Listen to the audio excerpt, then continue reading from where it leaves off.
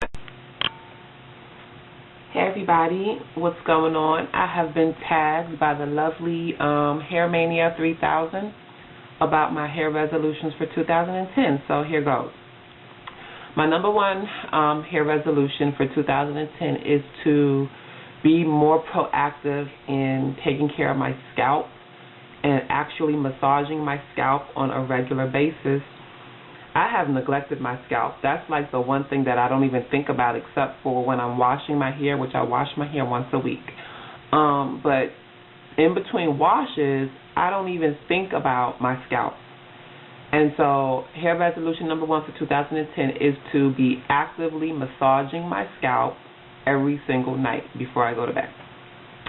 And with my massaging, I'm going to be oiling it too. And I don't know why. I have all the oils that I need to do this, but I don't know. I just don't think about oiling or massaging my scalp. So I've committed to using a carrier oil, which in this case is a vitamin E oil, which this has coconut oil mixed in it.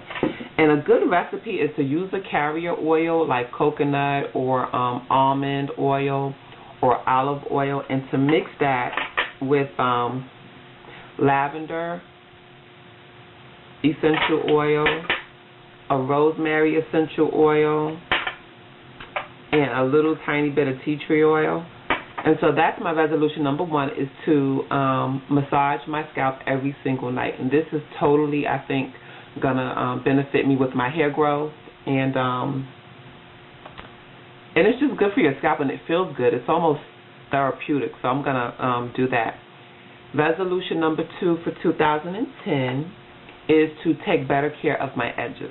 My edges, they're not thin totally, but I have noticed that on my right side, it looks a lot thinner than on my left side. And I love cornrows. I've probably worn my hair in cornrows 3 times in 2009.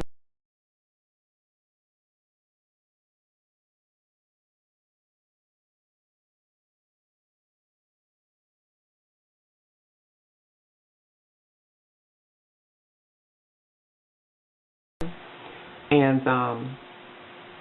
so I think my resolution for this year is not to cornrow my hair at all, because it's hard to cornrow your hair and not pull. It's impossible, pretty much.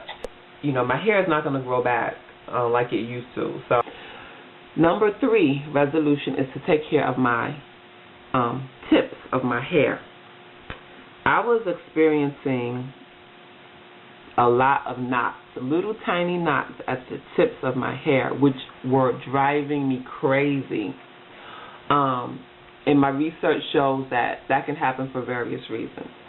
But moisture. I have to keep my tips moisturized. At the end of 2009, I got a really good cut. Not a cut. I got a trim, a good trim, maybe a ½ inch off.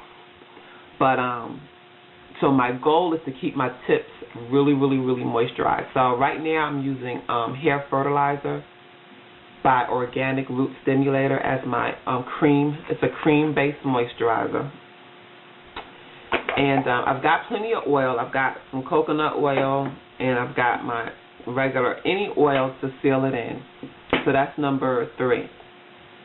Number 4 is to give myself some type of strengthening treatment at least once every 4 to 6 weeks, to do something that is truly strengthening my hair. I know that henna does that, and I really want to try henna, but I'm so afraid of loosening my curl pattern. I've emailed several ladies on YouTube to ask them, like the ones that put out henna videos. I emailed them to ask them if they had loosened their hair pattern, and some of them say yeah, a little bit. Some of them say no. Some of them say yes. So I'm kind of reluctant. What I started using at the end of 2009 was Amla as a hair strengthener, and I can see a difference. How I know I'm seeing a difference is because what started worrying me at the end of 2009, say October, November, December, not only was I experiencing all these knots at the end of my hair, but whenever I did my hair, in the sink I would see these little curls, these little pieces of broken hair. That's what it was. It wasn't shedding, because we know shedding is the full length of your hair. These were little curls, little ringlets of my hair that was breaking off. So I was like, because if that happens, you're not going to retain your length, and you're not going to really see any hair growth. So I had to nip that in the bud. So I gave myself a good trim at the end of 2009. I started paying attention to my tips. And Amla, I've used this twice so far. I think I used it November, the end of November, the end of December, and then I'm going to use it again the end of January. I got this from a little Indian market. This was $2. So yeah, a hair strengthening treatment at the as part of my 2010 resolution.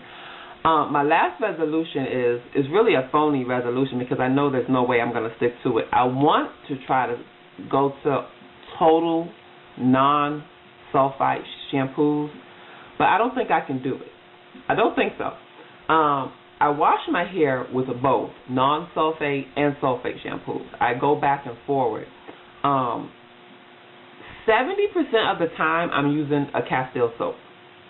Just basic soap. I love it. I feel like it's good for my hair. It's good for my skin, because I can wash my body and my hair with the same product. This is, of course, Dr. Bronner's.